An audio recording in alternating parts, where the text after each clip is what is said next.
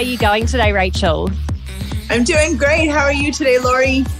Good. I'm so excited to have you on the podcast to definitely, attack holistic fitness from the lens of body love, mindset, self-acceptance, body positivity. But I'm super excited that we are in the same city, but recording from two different locations.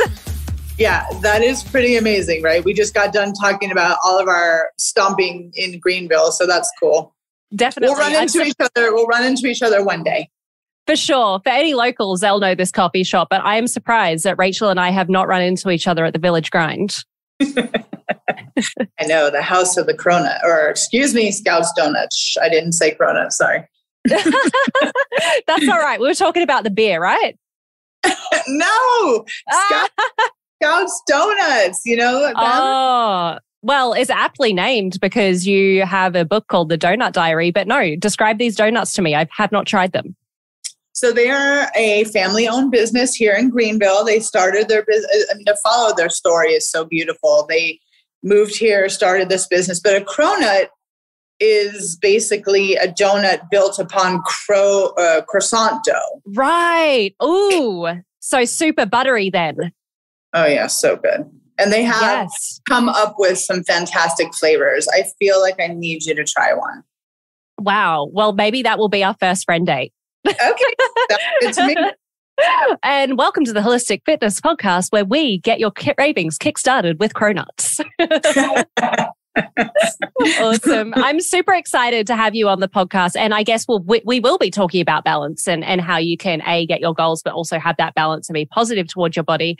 But I feel like, and this is a question I always start the podcast with, Rachel, whenever anyone's in this sort of field, whether it's body positivity, nutrition, fitness, there's some sort of backstory as to why they got there in the first place and why they're helping people in a specific way that they are. So tell me the context that I would need to know why you help people in the way you do today.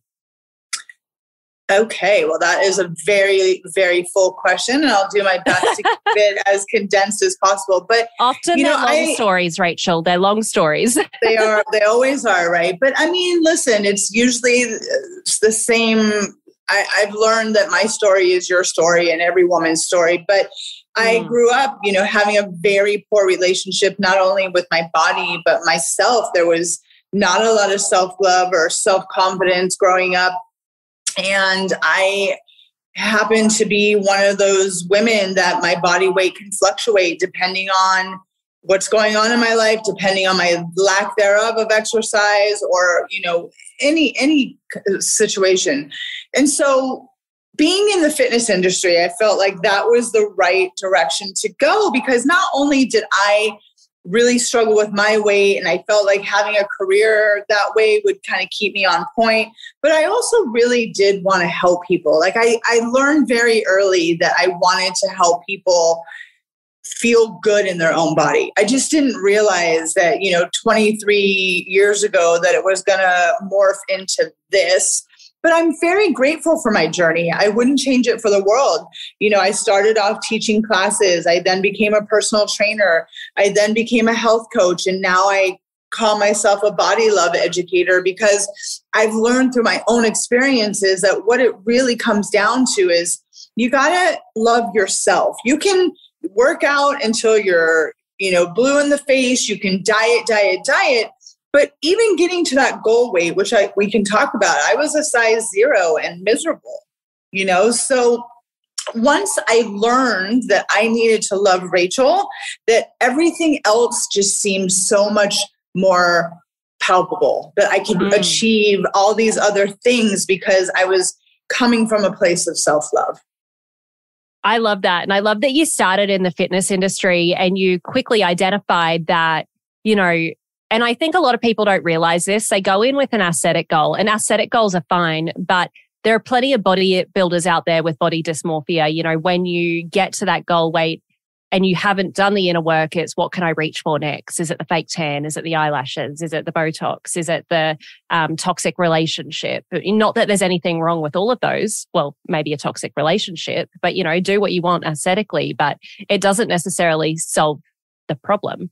I'm like a little bit curious about you mentioning that you were the type of person where your weight fluctuated a lot.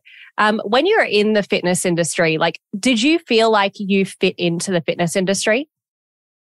I do now, but I will tell you that many points during my career, of course not.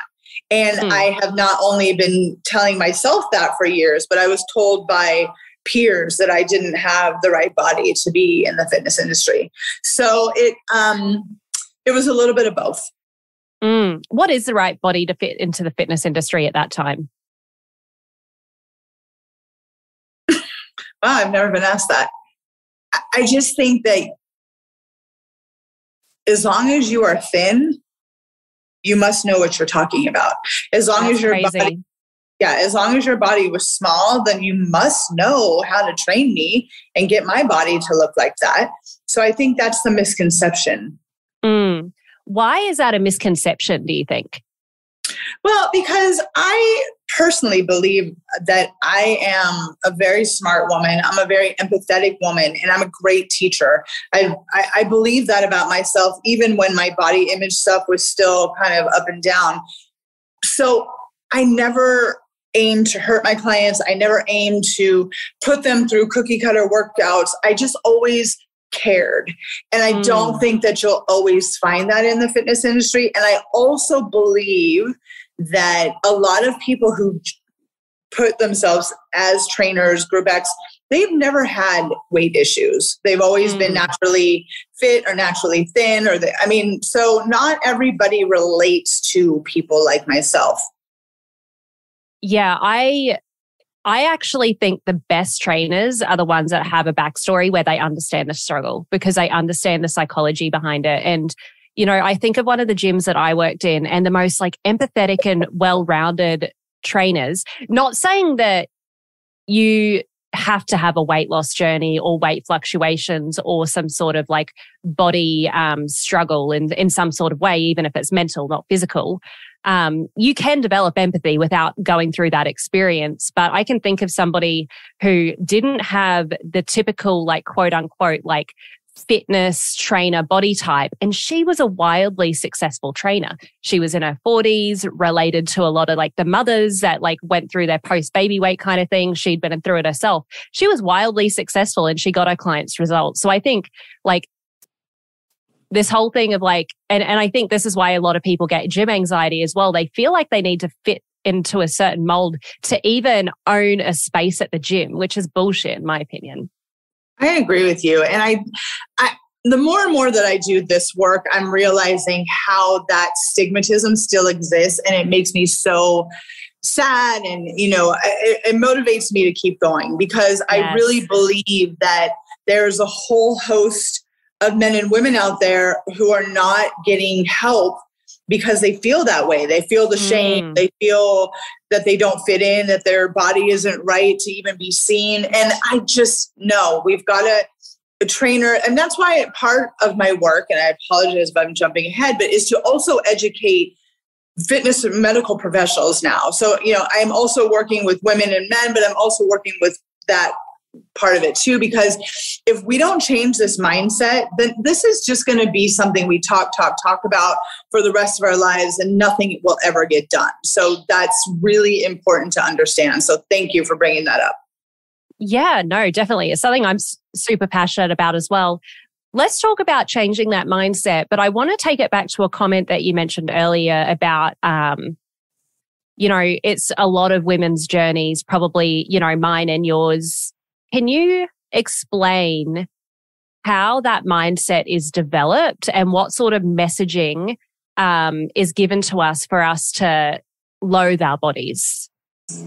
I think that it starts with the women in our lives, right? My mom, my grandmother, the women in my circle. I can't remember growing up without hearing the talk about I'm on this diet and I got to lose this 5 pounds for this event. And it was always a part of the conversation growing up, not only as a young girl, a teenage girl, going into my college and all those. I just don't remember a time where it was just not a part of the conversation amongst women. All women of different ages. And now that I've kind of stepped back and I'm more observing it's still a conversation. And I had a girlfriend not too long ago say, why can't we all just hang out together? And like the body is not even a topic. And I said, that is a great goal. Let's strive for it. But I think that there's still so many women who are uncomfortable in their bodies and feel like because of the diet culture, because of what, unfortunately doctors are still using those antiquated BMI charts that really don't apply to you and I well, they never applied because, we can talk about that another time, but BMI doesn't mean anything. It doesn't mean anything. And I think that doctors are still like, well, we learned this and this is what we got to tell you. So if your BMI is this and you need to eat less and move more. Again, that means nothing. And so there's tons of people running around confused and thinking, well, I can only fix this if I do this. And that usually means restriction. That usually means over-exercising. And it 99.9% means being on some kind of diet. Yeah, interesting. I tell you what, I think I'm the rare case where I did not have that influence growing up, but I think I would agree with you and most people did. My mum told me that my body was beautiful. She was never on a diet. She was always trying to put on weight and eat more because she's naturally quite small and I'm naturally a little bit more curvy.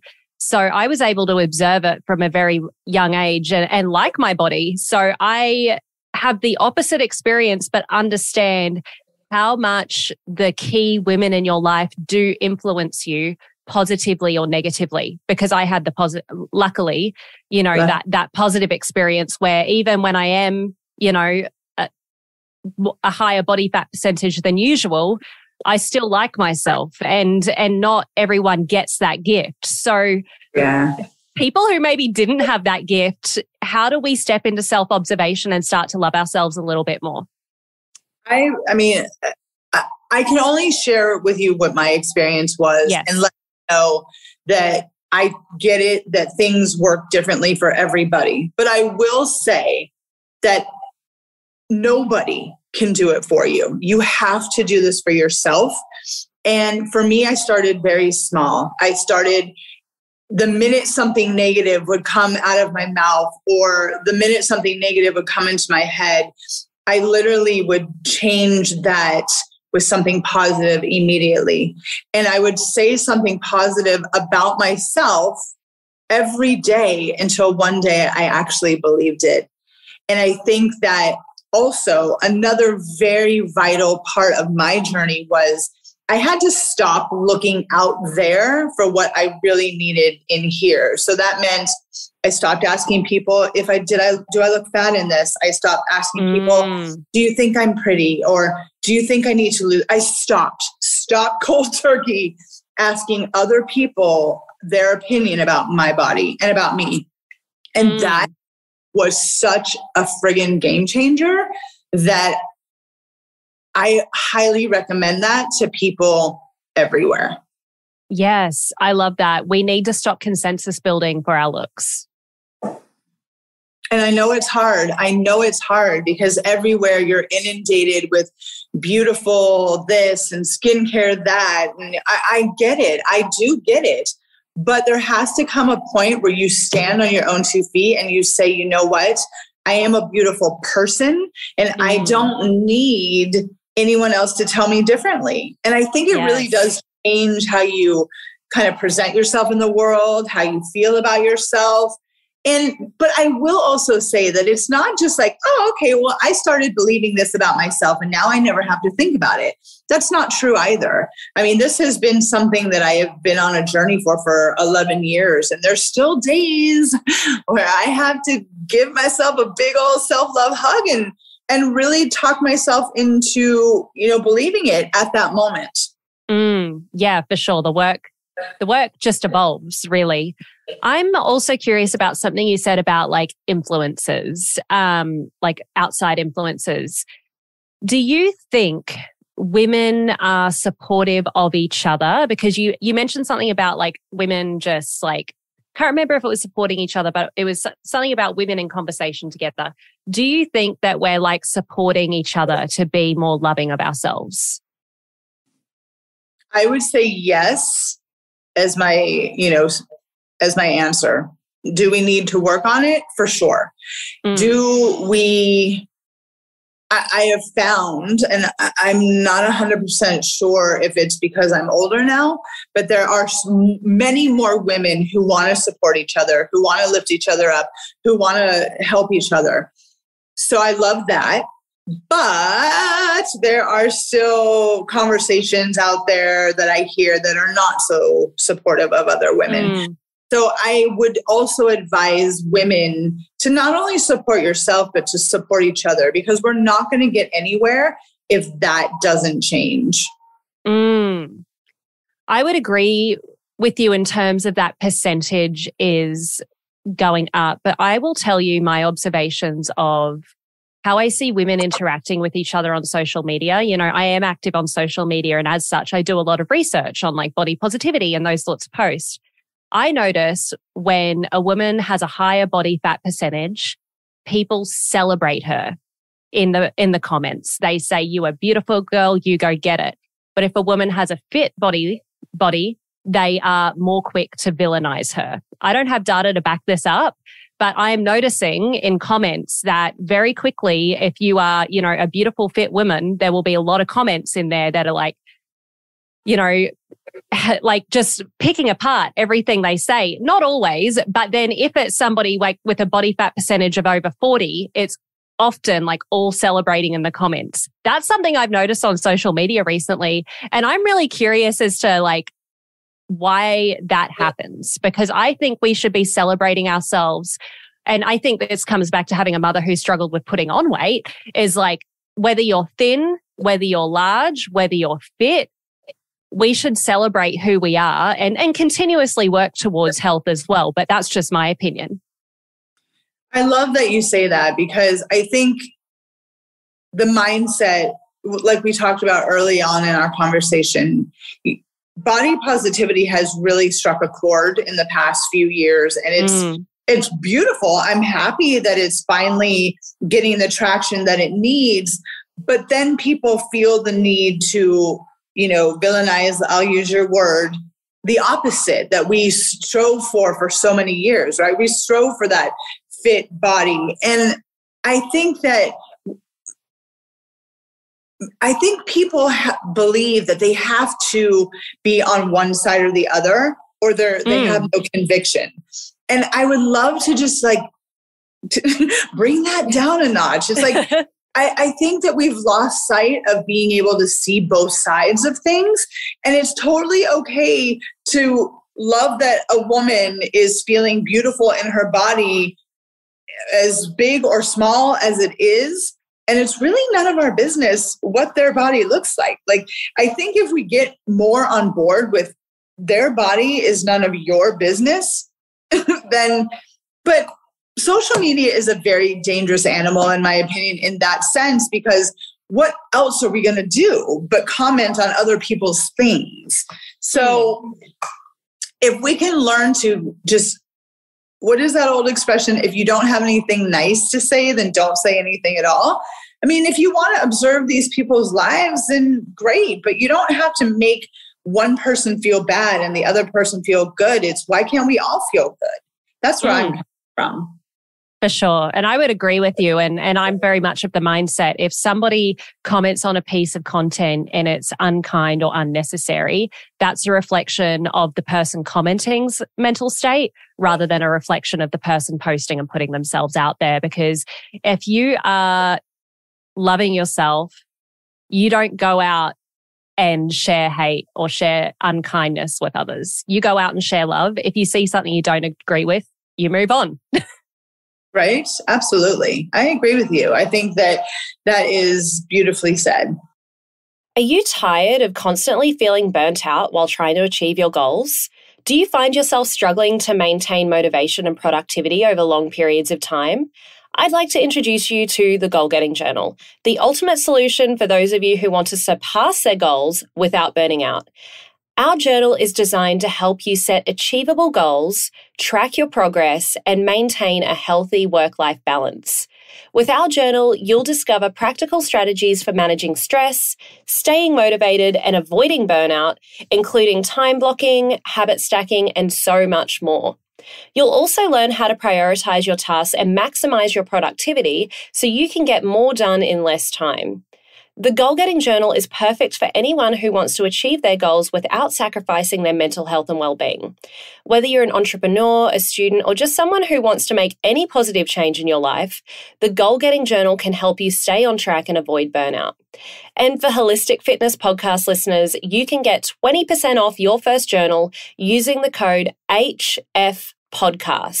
Go to goalgettingjournal.com and type HF podcast at checkout to get your discount. So what are you waiting for? Order the Goal Getting Journal today and start getting your goals without burning out. I would love to challenge you on something, and I think you probably would get challenged on this a bit. So before you mentioned that BMI means absolutely nothing. Now, so let's open up this conversation. There are a lot of studies out there, especially studies with regards to cardiovascular health. If you have a BMI of over 40, then that's a risk factor. You know, I studied exercise science in my first year, then moved to biomedical science, and lifestyle, lifestyle and particularly having too much like body fat in particular on your body does open you up to more health issues according to the science.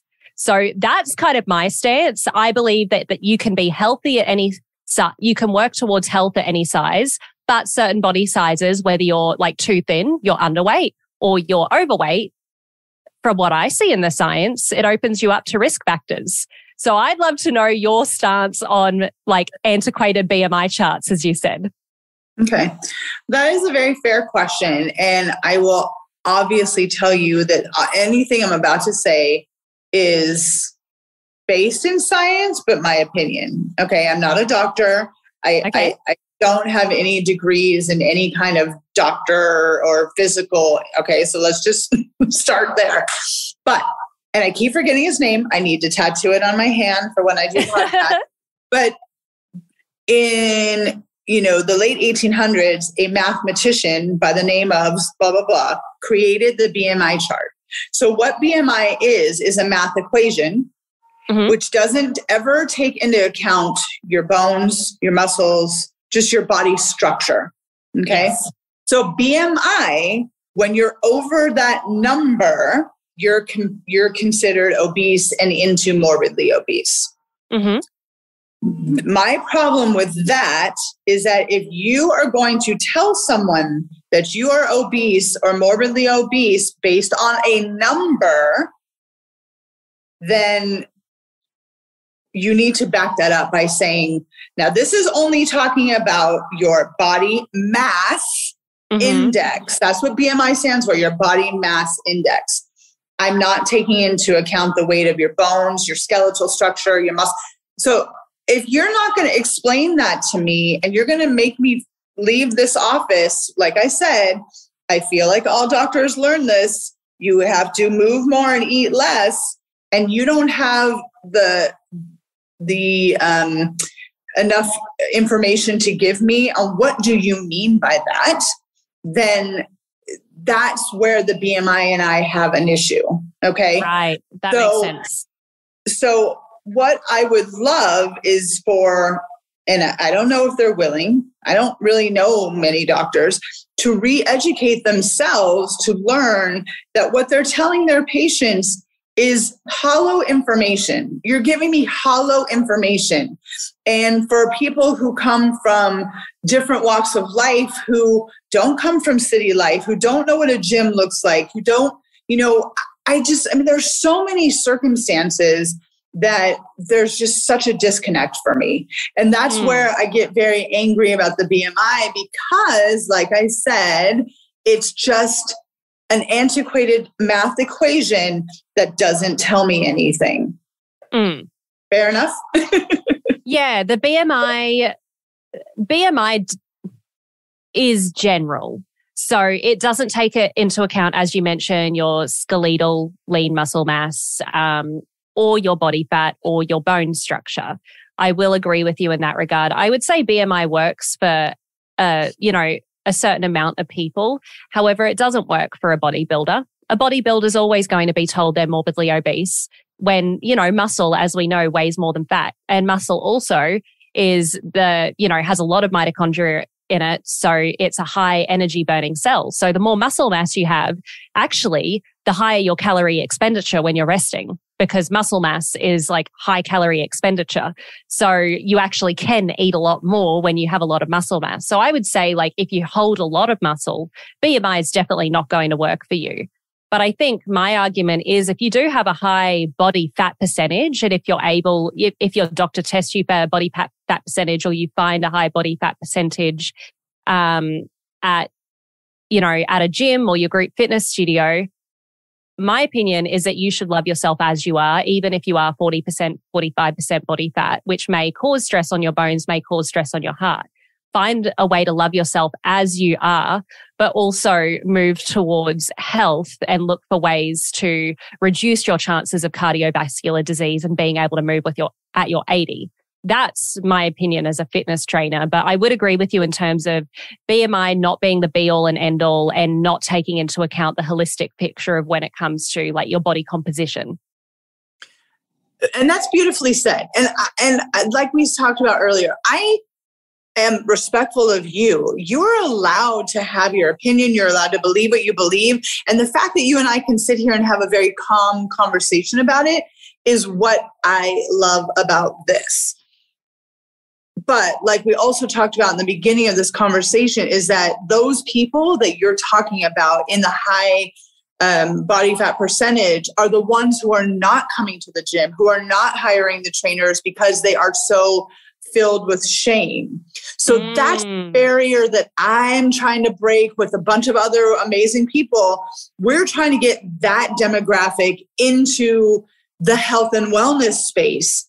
And it's sad, the huge disconnect of that demographic because of how they feel about themselves. So that's why I'm taking it way back. And it's like, okay, let's not start with the testing and the assessments and let's not worry about that. Let's get to the bottom of why do you feel this way about your body, and why won't you take a step in taking care of yourself? Does that make sense? Absolutely. Like, I think we've assessed the problem here. So the problem here is like the messages we're fed from, when we're young, and then people get themselves into a position, no matter what size they are, where they load themselves to the point where they're told one thing by a doctor, but they don't have the full picture. And now we're looking to be able to deconstruct that. So if you had somebody who, maybe didn't know what we've been talking about today, they come to you, they're like, I am just too scared to go to a gym. I've been told I need to lose weight. I really don't like the way I am right now. I'm low on energy. How would you start to help them? You have to start by having a conversation and to gradually build trust with that person, because it's trauma that they're carrying with them that makes them continue to live the way they live, right? We've kind of established that, and I might be simplifying it, but if you love yourself, you love who you are, you take that out into the world, and the first thing you do is what? You show yourself love. And that means that you want to be the best version of yourself for as long as you have this body. So you exercise, you eat right, but you also don't invite added stresses to your life. So let's say we have a person who is not there yet. We have to start the conversation with, what do you want for the rest of your life? Do you want to be happy? Do you want to feel good? What do you want? And when you hear that story, then you can start to understand how to help them, because not everyone's journey is linear, and not everybody's way to get there is going to be the same way. I'm a prime example. I lived in that hell for 40 years until I woke up. So, and I still know women in their 60s who are still telling themselves all this diet culture stuff. So it's not, unfortunately, linear. But what we can do is make sure that people feel seen and feel heard. And anytime someone comes to me in that space, I should be doing this. I know I need to, but no, stop. Time out. What? Yeah. You don't have to do anything. This is your life. You get to live it however you want. So I ask them to visualize, what does that happy, whole life look like? And then that way I can help them. Because, I was a trainer for 23 years. So my thought was like, okay, you're coming to me always, I want to lose weight. Okay, how does Rachel fix that? Well, I make you exercise, I make you do this, and then hopefully the weight comes off. But now that I want to help people in a different way, I realize that it's much more emotional. Yeah, for sure. And I love that you brought up a few different things that actually stops people from executing on their goals. One of them being like the pent-up trauma.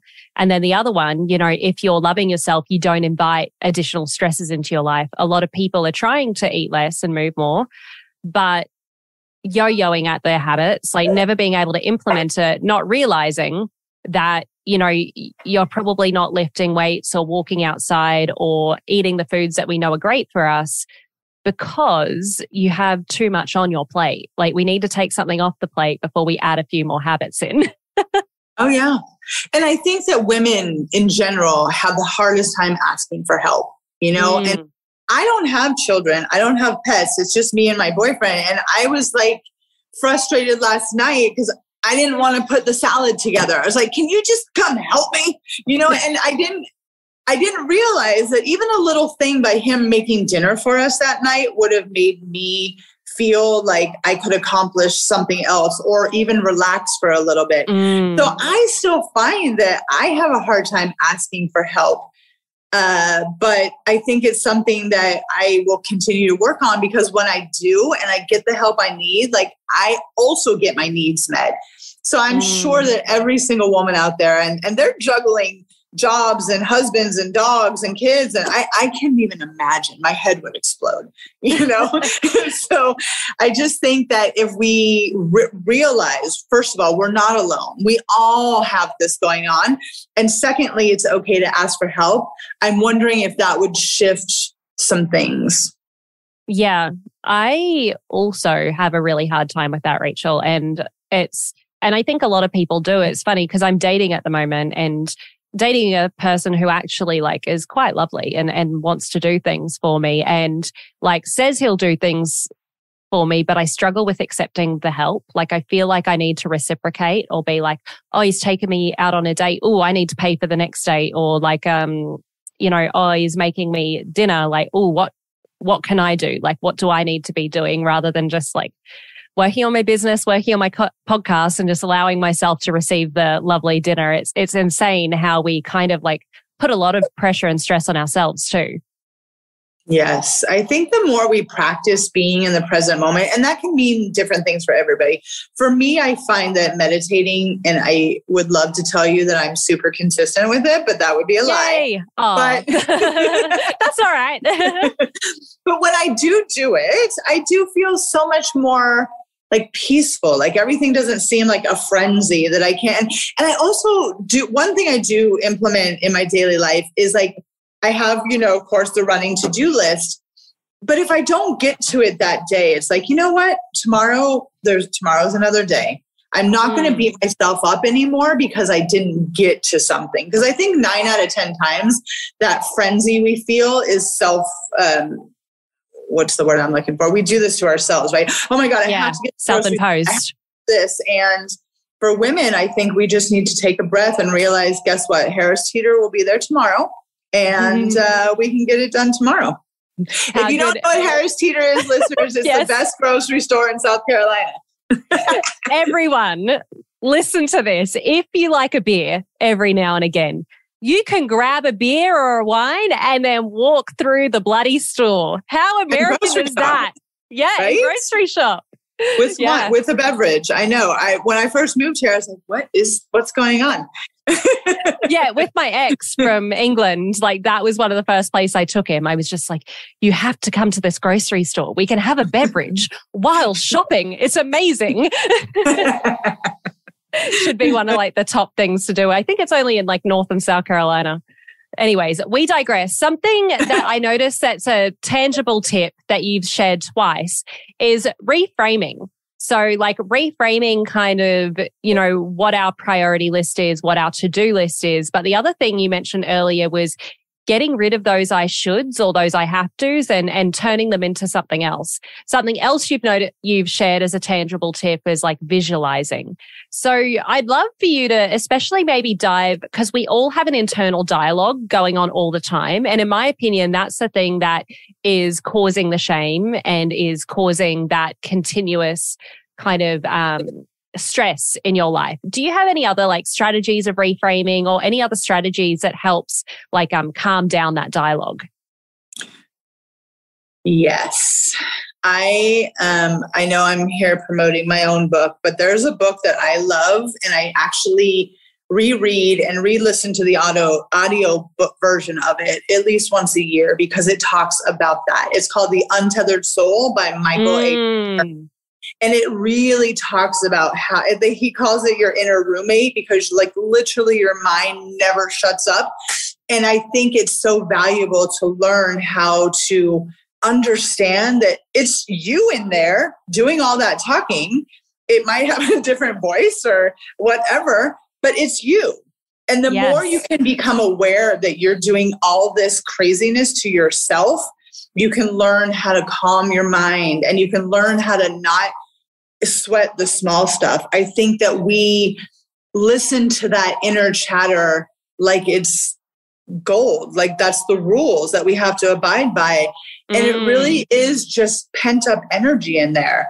And I think that's, if I could tell you anything that helps that is moving your body. Like our bodies are meant to move, and the more that we expend energy like that in a positive way, this stuff becomes less and less and quieter. So I know that if I'm just like feeling this buzz going on, it's like, I need to go for a walk. I need to go to the gym. I need to do whatever I need to do.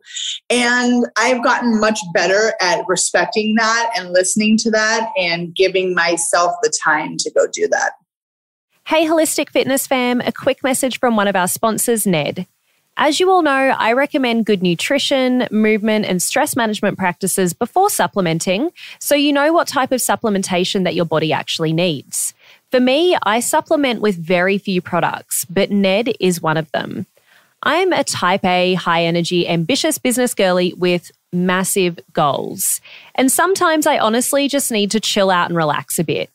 I've found that both Ned's de-stress and sleep blends fit in with my busy lifestyle and ambitious goals, but I was honestly not a big fan of CBD products before trying Ned, mostly because of the culture surrounding weed. I just didn't want something that was going to alter my state of mind so that I became much less of a goal-getter or less ambitious. That was until I learned about full spectrum hemp and their benefits. Ned blends are chock full of premium CBD and a full spectrum hemp of active cannabinoids. Ned's full spectrum hemp oil nourishes the body's endocannabinoid system to offer functional support for stress, sleep, inflammation, and balance. These products are science-backed, nature-based solutions that offer an alternative to prescription and over-the-counter drugs. All of Ned's full spectrum hemp oil is extracted from USDA certified organic hemp plants grown by an independent farmer named Jonathan in Colorado. I'm obviously a big fan, but don't take just my word for it. Ned CBD products have over 2,000 five-star reviews, and they work with incredible partners in the medical field like Dr. Caroline Leaf, Dr. Christian Gonzalez, and Dr. Will Cole. Ned is providing Holistic Fitness podcast listeners a very special discount. If you'd like to give Ned a try, listeners get 15% off Ned products with the code Lori Lee, LORILEE. Thanks, Ned, for sponsoring the show and offering a natural remedy to bring balance to so many people's well-being. Movement. It is... I think that there are so many benefits to movement that we just don't even realize. And I think it was on the Huberman podcast, and he was talking about meditation. And often people who overthink and have a lot going on in their brain, he was saying, don't necessarily need like sitting down meditations. They need like movement meditations, like walking meditations, like being mindful through movement, because it's not like it's when they're still that their brain is chattery. And I found that really interesting because I'm massive into meditation, you know, did my 10-day Vipassana when I was in India, like yoga teacher, all the things. But I would like agree with him. I am my best self the more I'm moving. Like whether it's yoga, fitness, running, walking. Walking, by the way, highly underrated. Everyone should probably walk more. I shouldn't put my shit onto you, but like walking's great. But yeah, like movement, I just feel like has so many sneaky health benefits that we've only scratched the surface of. Yeah. I mean, I'm going to quote my boyfriend here, and he says, our bodies are meant to move. And that's true, right? If you think about all the amazing things we can just do, that's movement, right? I'm reaching for this. I'm picking this up. I'm bending over to get something. You're a mother. You pick up your kid. I mean, why would we need to do those things if we weren't capable? I think if we simplify movements, like you said, it can be anything. And that's what I love to tell women. Start swimming, walk, dance. You don't have to sit in a gym for 2 hours, but if you want to, that's great too. But there's so many ways to move your body that it's endless. It's endless. And I do love the way that you mentioned like reaching something for something in the cupboard and thinking about the ways we move in everyday life. I was actually having a conversation with someone and I was asking them about their gym routine, and it was mostly machine weights. And they said that they were like didn't really want to use the barbells. They weren't comfortable yet and they didn't quite know how to optimize their routine. And I said, well, let's say you were moving and you had to push your fridge. Do you think pushing on a machine is more like that movement, or pushing with a barbell is more like that movement? And they were like, well, pushing with a barbell because it's more unstable. It's like, well, that's why actually the question is why a stabilizer is important.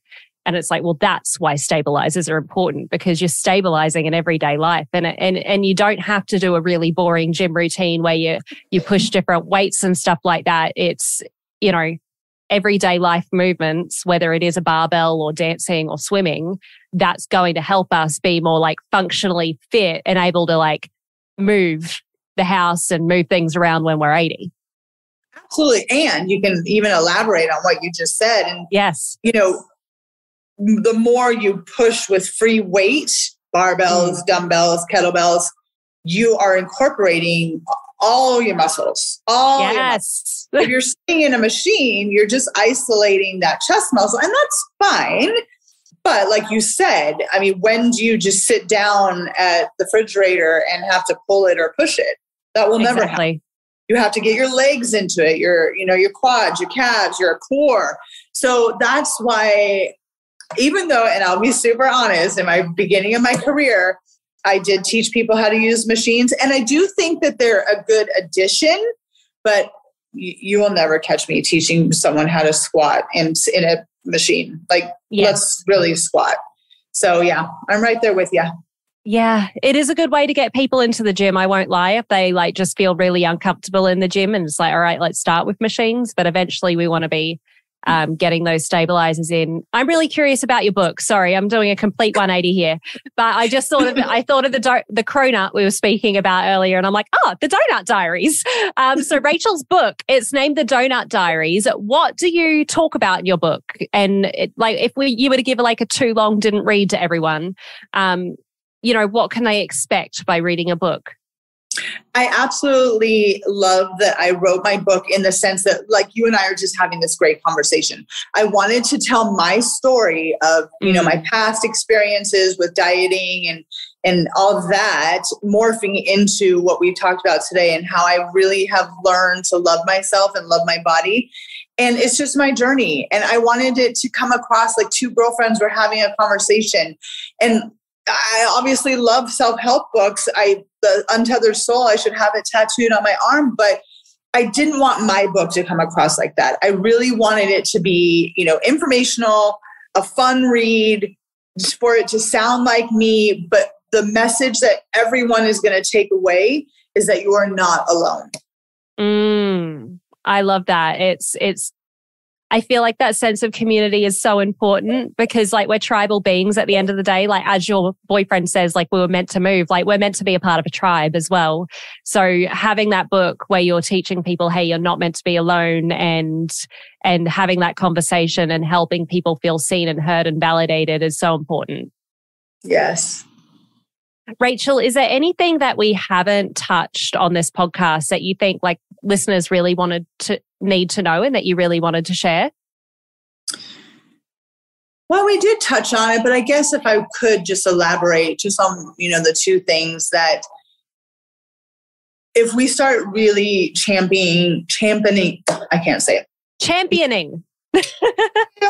For each other, I really believe that we're going to start to see some change. Yes. And two, remember that your body is none of anyone else's business. Love that. Your body is none of anyone else's business. That's awesome. That actually gives me a little bit of like, with one of my exes, when I was talking about with the Harris Teeter kind of walkthrough and the comments on my body, and I liked my body. So that was good for me in terms of like when he made comments about my body, I'm like, mind your own fucking business. But I don't know, the fact that me within like what looks like and what is a healthy body weight range and put on maybe 5% body fat throughout the course of the relationship over COVID can kind of get that negative messaging from people that you love. Like I feel as though we need to learn how to like champion our own bodies and tell people to mind their own business and walk away from people who tell us, make comments when we've set that boundary. Yeah. And let's also reiterate on that. Like, that person in your life was projecting his beliefs onto you. And I really would hope that people would become more mindful of that, because in addition to it not being your business, it's like you obviously have your own shit to deal with, and don't project that on me. Like you're only making the person you love feel bad. So men, exactly. And I'm sure women do it to men as well. Like, but yeah, as I said earlier, if people are saying something that they probably should then mind their own business about, it's more of a reflection of their inner feelings than it is your own. I do have a final question on this podcast before we get to where people can find you, Rachel. And that question is, if you were sitting across the table right now from your 20-year-old self, what one sentence of advice would you give her? I would tell 20-year-old Rachel that you are already the things that you think you're not. Ooh, I love that. You are already the things that you think you're not. Ooh. I feel like 30-year-old Lori can take that away. That's awesome. I feel like really anyone can. That's amazing. I love that one sentence of advice. I'm sure there are so many people that have listened to this conversation, Rachel, and really connected with your message and want to learn more about you. Where can people buy your book, find you on the socials, and get to know you better? Yes, please come find me. I love having conversations, and honestly, I love talking with other women. So if you ever find that you just want to talk, please email me, call me, send me a DM. I'm on Instagram, Facebook, LinkedIn, all under Rachel Lavin Wellness. My website is also Rachel Lavin Fitness, and my book, The Doughnut Diaries, is on Amazon. You can also find it through my website. It'll take you straight to Amazon, but I'm sure most people know how to maneuver Amazon. Yes. No, I've absolutely loved having you on the podcast, Rachel. And you and I are going to have to catch up sometime, even, I don't know, find a local market. I know Social House is doing local markets and sell my goal-getting journal and your Doughnut Diaries there. And I don't know, do like a thing together, seeing as we're local. It's been wonderful getting to know you. And I'm sure that the listeners have just really enjoyed this conversation as well. Well, thank you so much for having me. I'll see you soon. Yes, definitely. And for everybody listening at home, in the car, cleaning the house, whatever you're up to today, eat well, move well, breathe well. And until next time, keep shining.